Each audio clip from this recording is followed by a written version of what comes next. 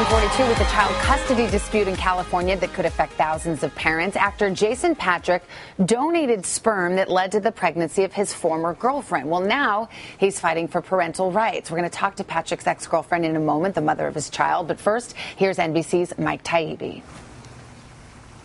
Under current California law, a sperm donor is treated as if he were not the natural father of a child thereby conceived, absent any agreement between the donor and the mother.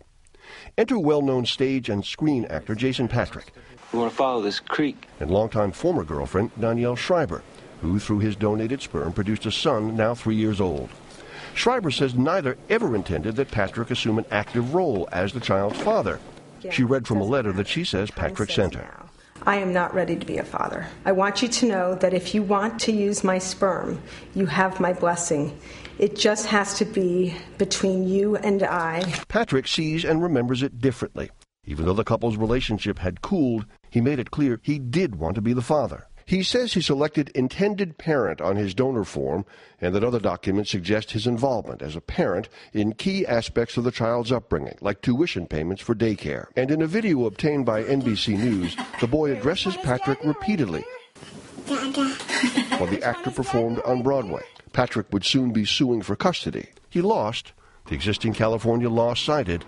But now, California State Senator Jerry Hill has introduced a bill that would change that. This clarification is for a very small group of individuals who did not ever waive their rights, who, to the contrary, from day one said, I intend to be a parent. The California branch of NOW supports Danielle. What's changed in the proposed law is that at any time, a known sperm donor, irregardless of the consents that were signed before conception, can claim parentage. If the new law passes, it could allow the 47-year-old Patric, whose film credits include The Lost Boys and Speed 2, to try again to prove that he is a man whose sperm produced a child, acted as his father from the beginning, and that he's earned the right to be called a parent.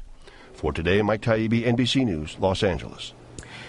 And Danielle Schreiber joins us now. Patty Glazer as well, who represents Danielle. Good morning to both of you, ladies. Good morning, Savannah. Well, Danielle, first let's catch up with the story here, because you say that you intended and that Jason Patric only intended for him to be a sperm donor. But I think where it gets complicated is it sounds like there is some relationship between your son, Gus, and Jason Patric. During the course of my dating relationship with Jason, he was exposed to Gus. Gus is my world. Anyone in my world would have contact with Gus. So to be clear, you guys got back together after the sperm donorship, and it was through that he had access to your child. When Gus was about 13 months old. Because he had contact before that, though. Savannah, let me just set the stage a little bit.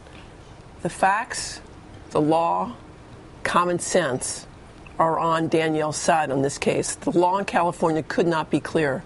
He had an opportunity prior to the conception of this child to say, I want to be the dad. He said no. He not only said no, he said, I want to keep it a secret.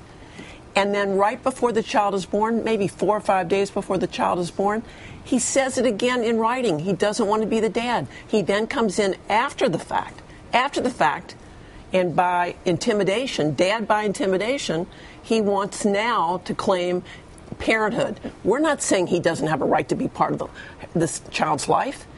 At Danielle's, okay. Danielle is the mom. The law recognizes her as the mom.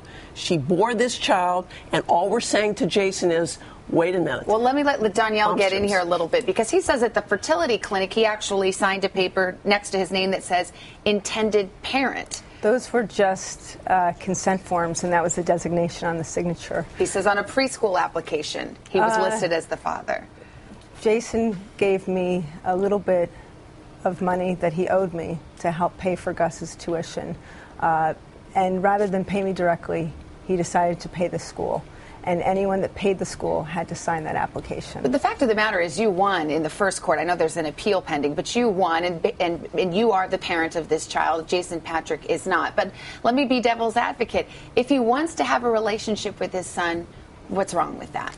It's not about him having a relationship or contact with Gus. This is just about rights. Me preserving my right to be a sole legal parent and not having to share that with someone who has never intended to and never raise Gus. Even when we were dating, Jason never did anything to raise Gus. He never changed a single diaper, was never with Gus unsupervised for more than half an hour here and there. You know, Savannah, the other thing is a court has found that Jason is not a truth teller and that the law, which in our judgment is extremely clear, is in his favor. The people who want to change the law, I think everybody should examine a law like this, but it should be looked at quietly, and it should be looked at with contemplation, and it should be looked at as a whole. And I know the state legislature is looking into changing the law, so we'll continue to follow that as well. In the meantime, thank you both for being here. We appreciate you sharing your story.